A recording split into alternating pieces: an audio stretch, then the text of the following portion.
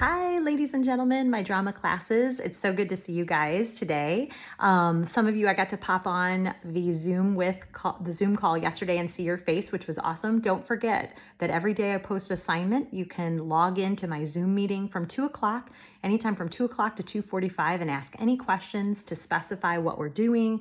Maybe you just want to say hello and make a connection. That would be awesome too. So I hope to see some of your faces. You should be able to do that even from your managed iPads. So make sure you give it a try and try to figure it out. I know all your teachers are going to be providing you with office hours for you to ask questions. Okay, so today's assignment is going to be to take the monologue selections that you chose from the drama notebook monologue selections. You're going to go ahead and print out both of your selections. So you should have picked two. You wrote them down on a worksheet for me and turned it in. And now I want you to go ahead and pause the video, go locate those particular monologues that you chose in that drama notebook post, which was from Tuesday. And I want you to go ahead and print out your choices. So if you would, pause the video now and go ahead and get that done. Okay, now you all are back. So far, you should have your printed monologues in your hand and ready to go. And you're going to be using them for a variety of warm-ups and performance practice activities. So today, what I want you guys to do first is you're going to select your favorite monologue. So whichever one is your favorite, you're leaning toward that one more. I want you to pick that one for this particular activity. And we're going to use it for a vocal and physical warm-up. So the first thing that I want you guys to do is I want you to just read through the monologue on your own. So pause the video and just read through that monologue to remind you, who is this character? How old are they? What's going on with them? Okay, now you guys should be back. You should have a sense of maybe who your character is. Now, your monologue may not define exactly who your character is. So it might not say, hey, my character's name's Jim. He's 46 years old. He's just recently lost his job. He's kind of a slob. Like, it may not say those things. But because you read the text, you should have kind of a basic understanding of what kind of person this is and about how old they are.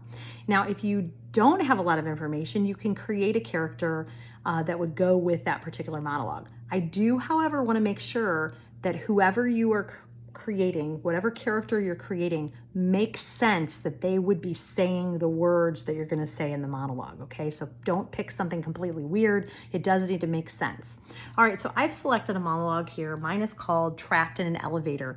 And the character is supposed to be terrified. And this particular character could be really any age, but I'm going to say that this character is probably of working age. So I'm going to make him like 20 to 40 years old. It's going to be somebody who's actually has a job and who is working in a high-rise building. Now, as I read my monologue, I've noticed that this person is progressively getting more and more nervous throughout the monologue. And then finally, at the end of the monologue, is finally rescued. So the elevator starts to go again.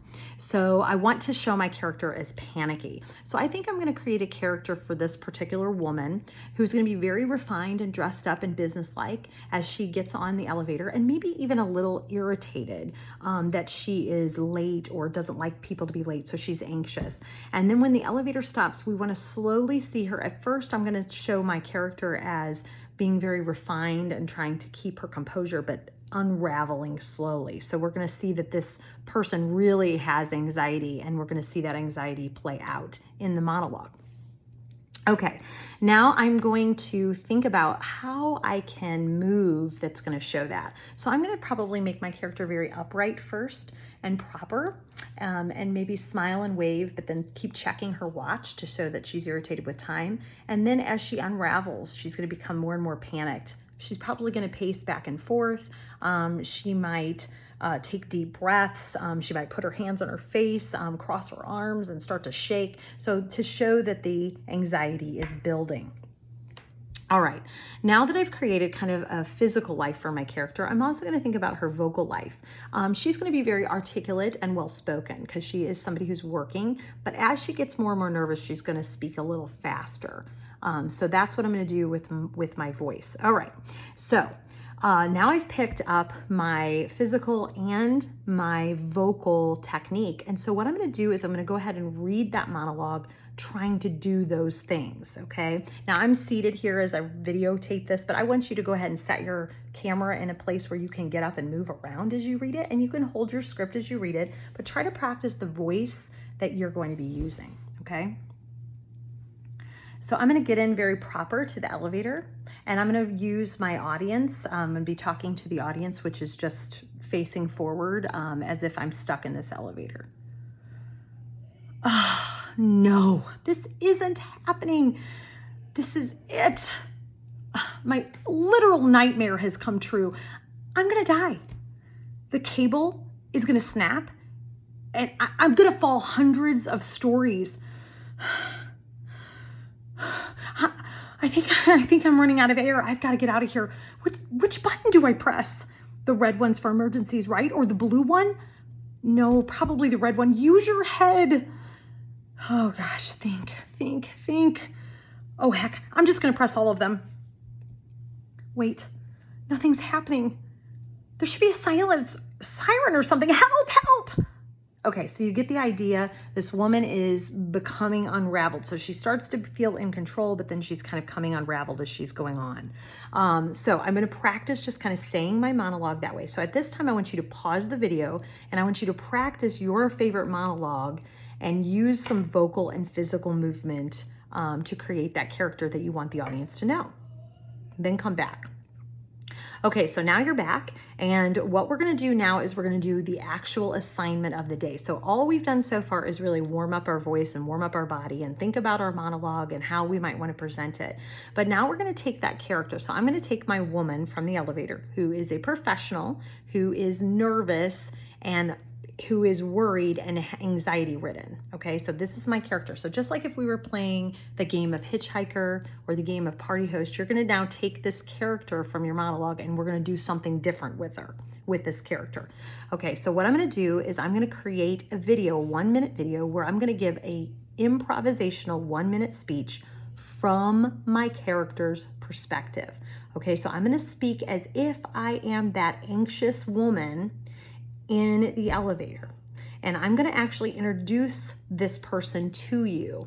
And I'm gonna talk about the prompt, which is my greatest wish is. Okay, so this is from her perspective. My name is Lydia Brownstone, and I am an executive for AT&T, and I work on the 15th floor. My greatest wish is that I could just get through my day without feeling all of this anxiety and worry and stress. I always feel like I can't wait to get to the next place, and I'm in a hurry all of the time. I'm always worried about the worst case scenario. For example, my greatest fear on the entire planet is to be stuck in that rinky elevator that takes me to the 15th floor on a daily basis. I do not want to get stuck in there.